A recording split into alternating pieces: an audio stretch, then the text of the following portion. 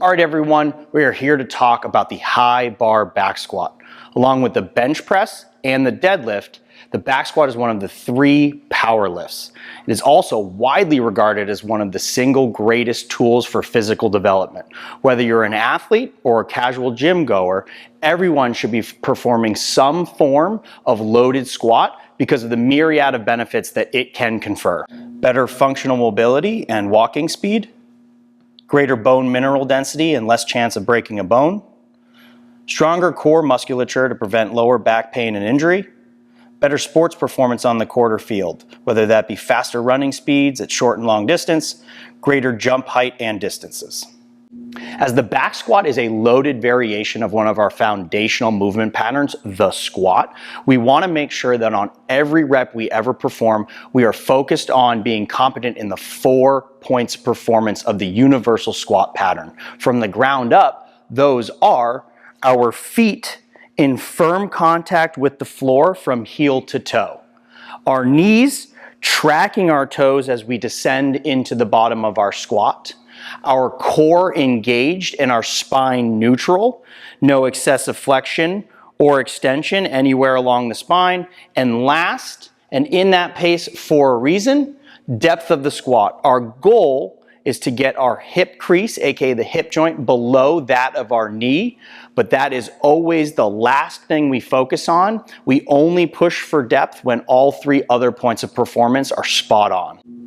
First, let's talk about how to set up for the high bar back squat. The first thing we want to note is that you'll see that we have placed supports here on the rack. When it comes to a loaded squat like the high bar back squat, we always want to be lifting with those supports for safety purposes. We'll get into the nuance of how those work later. For now though, we want to talk about bar placement. First and foremost, we should always be facing in towards the rack when we perform the squat.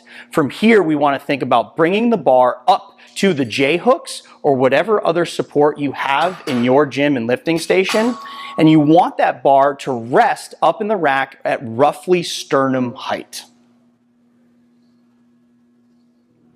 Now let's talk about setting ourselves up under the bar. First thing I want to note is that we have removed our supports from the rack. That is just for the purposes of this video so that you have a clear line of sight. Now what we want to do is we're going to face in towards the rack, and we are going to go ahead and grasp the bar with a double overhand grip just outside of the shoulders. Your shoulder mobility might dictate how wide or narrow that grip is, but we're looking for something just outside the shoulder. From here, we are going to bend at the waist and dip down underneath the bar, finding that bilateral stance, a nice neutral stance there, and the bar is resting just on top of the natural shelf created by our upper traps. Should feel nice tension through the upper back here.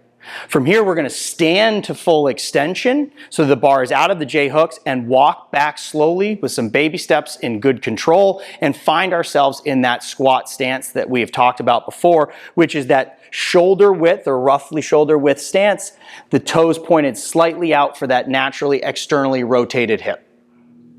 Now it's time to execute the lift. To begin any rep, what we want to think about is unlocking the hips back and driving them back and down into that full squat pattern that we've talked about before. Notice that now that we have a bar on our back, we will actually see a slight inclination of the torso into something like a hinge. This is totally okay and exactly what we're looking for.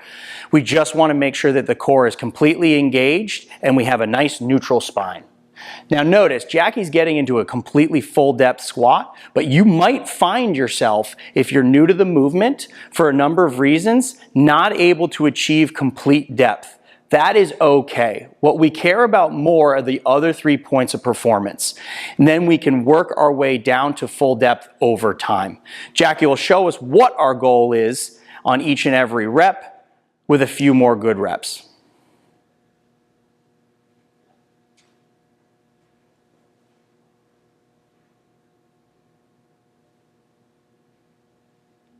After the completion of a step, we need to re-rack the bar by walking all the way in such that the bar hits the back of the J-hook, and then we sink hips down so that we settle into the J-hook, and then and only then can we stand out and away.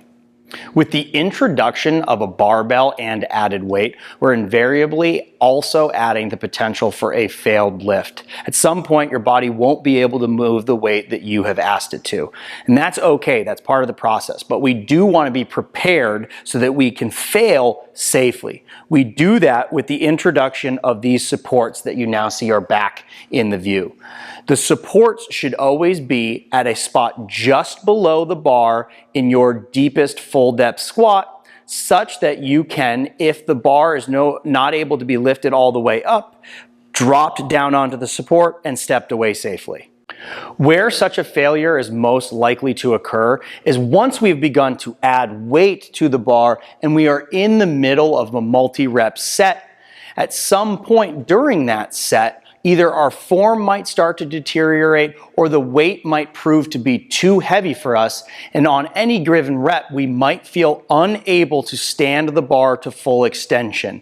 This is where we want to use the supports as our safety net. If we struggle, we can lower the bar down to the supports, step out and away safely, and now that we've begun to add weight, here's where we would remove that weight and then re-rack the bar onto the J-hooks.